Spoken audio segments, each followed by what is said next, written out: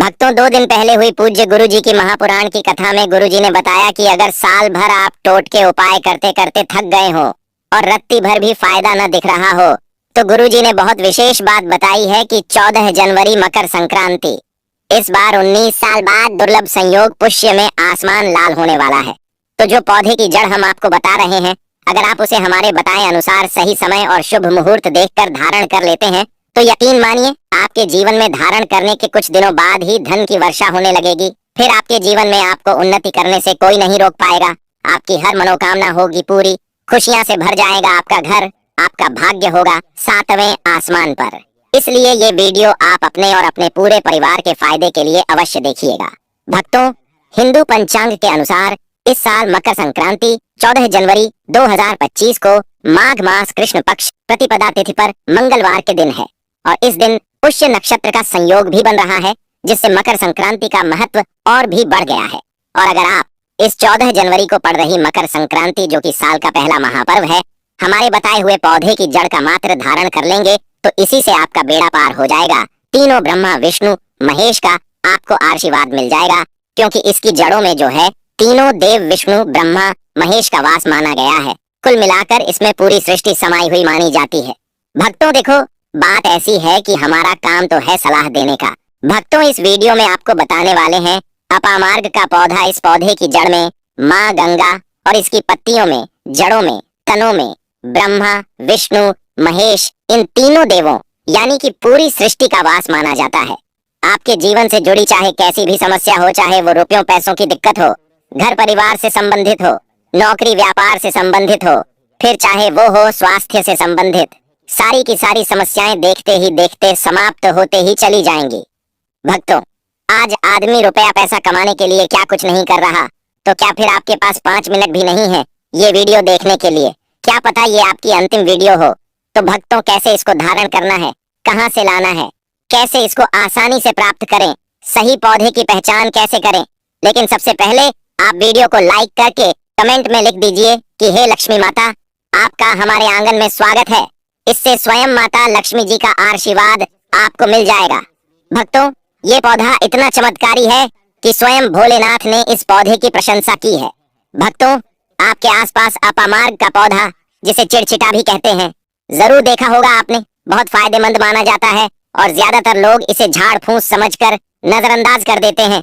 आप कमेंट करके बताइए कि आपके एरिया में इसे किस नाम से जाना भक्तों, विष्णु भगवान जहाँ प्रसन्न होते हैं वहाँ माता लक्ष्मी स्वतः आ जाती हैं, और माता लक्ष्मी आती हैं तो जीवन से सभी परेशानियां, रोग दुख का नाश हो जाता है। आपके जीवन में आपको उन्नति करने से कोई नहीं रोक पाएगा। आपकी हर मनोकामना होगी पूरी, खुशियां से भर जाएगा आपका घर, आपका भाग्य होगा 7वें आसमान पर। भक्तों, प्रिय भक्तों, चिड़चिटा के पौधे की बात करें तो इसे अपामार्ग भी कहा जाता है। इस पौधे के माध्यम से पेट की लटकती चर्बी, सड़े हुए दांत, गठिया, अस्थमा, बवासीर, मोटापा, गंजापन, किडनी, इन सभी जैसे 20 से अधिक रोगों का नाश हो जाता है। इसीलिए आप समझ सकते हैं कि यह वरदान के समान है। आपके एरिया में देखते होंगे बूढ़े बुजुर्ग जो हैं वह बताते होंगे कि इसका इस्तेमाल कैसे किया जाता है।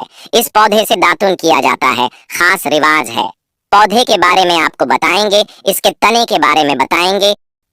है भक्तों, अब बात करते हैं कि आपके जीवन में अगर परेशानियां हैं, धन की दिक्कत है, तो वह कैसे दूर होगी। लेकिन सबसे पहले बीमारियों को दूर करने के बारे में जान लीजिए।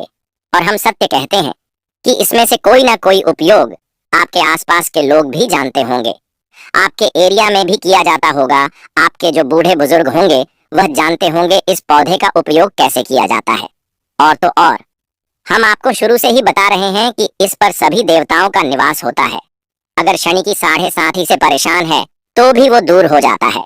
भक्तों, आप जानते होंगे कि शनि की 7.5 जिस पर हो जाती है उसके जीवन में कभी सफलता नहीं आती है। उसको बहुत दिक्कतों का सामना करना पड़ता है, मुश्किलों का सामना करना पड़ता है। तो यह शनि की 7.5 को भी मिटा देता है, क्योंकि इस पर ब्रह्मा विष्णु महेश का वास पाया जाता है। इसीलिए ये बहुत ही शक्तिशाली पौधा है। कहा जाता है कि समुद्र मंथन के बाद जब देवता और दानवों में युद्ध चल रहा था, उस समय पर जो अमृत की कुछ बूंदें धरती पर गिनी, वो बूंदें इसी पौधे पर गिरी। इसीलिए ये अमृत के समान फायदेमंद है। अब बात करते हैं हम आपके लिए कि इसका कौन सा वो तांत्रिक प्रयोग है जो मकर संक्रांति के दिन आपके जीवन को बदल करके रख देगा। तो क्या करना है, आपको अपामार्ग लाना है। सबसे पहले तो अपामार्ग को जड़ से पूरा उखाड़ लेना है। ध्यान रखिए क्या करना है, अपामार्ग को जड़ से पूरा उखाड़ना है, इसके बाद इसको सुखा देना है।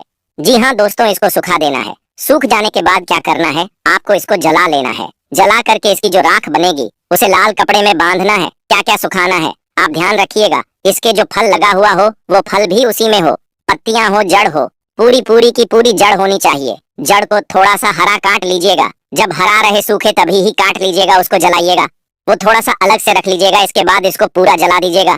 जलाने के बाद उस राख को क्या करना है, आपको लाल कपड़े में बांध लेना है और उसमें एक जो कौड़ी होती है, जो माता लक्ष्मी के लिए कौड़ी बहुत ही शुभ मानी जाती है, उसको रख दीजिएगा। अब इस लाल कपड़े में आपको गांठ बांध देनी है और इसको ले जा करके एक लोटे में भरना है। अगर तांबे का छोटा लोटा है तो अच्छी बात है, नहीं तो मिट्टी के लोटे में आप इसको भर दीजिएगा और उसको लाल कपड़े से ढक दीजिएगा। लाल कपड़े से ही बांधिएगा, इस बात का विशेष रूप से ध्यान रखिएगा।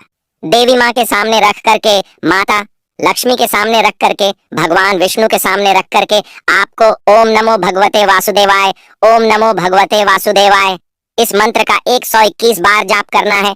ओम नमो भगवते वासुदेवाय बोलिएगा, लक्ष्मी माता को प्रणाम कीजिएगा, मन से आत्मा से प्रणाम कीजिएगा। सभी देवी देवताओं को, जिस भी देवी देवता को आप प्रणाम करना चाहते हैं उनको कीजिएगा और कमेंट में उस देवी देवता का विशेष कृपा पाना चाहते हैं तो नाम लिख दीजिए। और उस देवी देवता को याद करने के बाद आपको क्या करना है, मन से आपको क्षमा मांगना है कि हे प्रभु, हे ईश्वर, मुझसे जीवन में जो भी गलतियां हुई हो, जो भी मुझसे भूल हुई हो, जाने अनजाने में उसको क्षमा करें और मेरे जीवन को बदल दें। मेरे जीवन से परेशानियों को दूर कर दें, मेरी आर्थिक समस्याओं को दूर कर दें। मेरे जीवन में जो भी कठिनाइयां हैं या जो आपकी इच्छा है वो बोल दे, माता रानी से वो बोल दे, भगवान विष्णु से आपके जीवन की परेशानियां दूर होने लगेंगी। खास बात यह है कि जिस पर भगवान विष्णु प्रसन्न होते हैं उसका दोनों लोग सुधर जाता है, यानी कि लोक और परलोक दोनों सुधर जाता है। यहाँ तो आपको माता लक्ष्मी की कृपा मिलती है, इसलिए यहाँ का जीवन सुधरता है, लेकिन परलोक में बैकुंठ धाम मिलता है आपको भगवान विष्णु की कृपा होने की वजह से।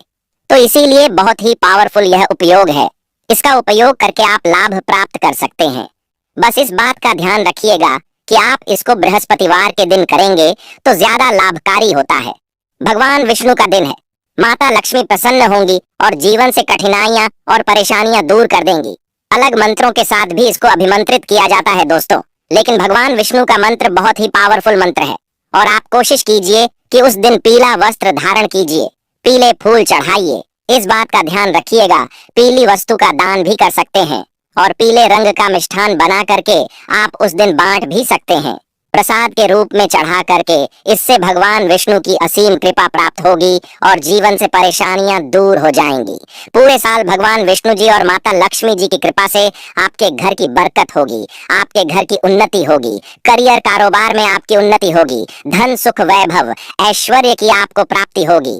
आपके नवग्रह हमेशा आपका साथ देंगे और फिर आपको अपने जीवन में किसी भी प्रकार की समस्या, कष्ट और दिक्कत का सामना नहीं करना पड़ेगा।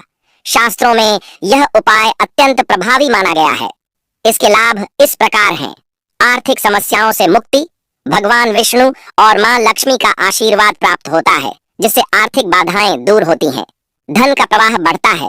इस उपाय से आपके जीवन में धन के नए मार्ग खुलते हैं और वित्तीय स्थिरता आती है, सुख शांति और समृद्धि का आगमन।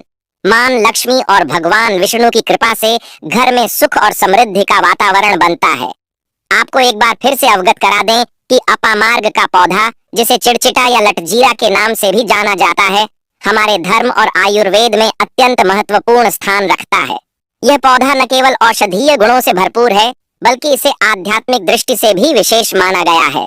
हमारे शास्त्रों के अनुसार इस पौधे की जड़ में मां गंगा का वास होता है, जबकि इसके पत्तों, तनों और फलों में भगवान ब्रह्मा, विष्णु और महेश निवास करते हैं।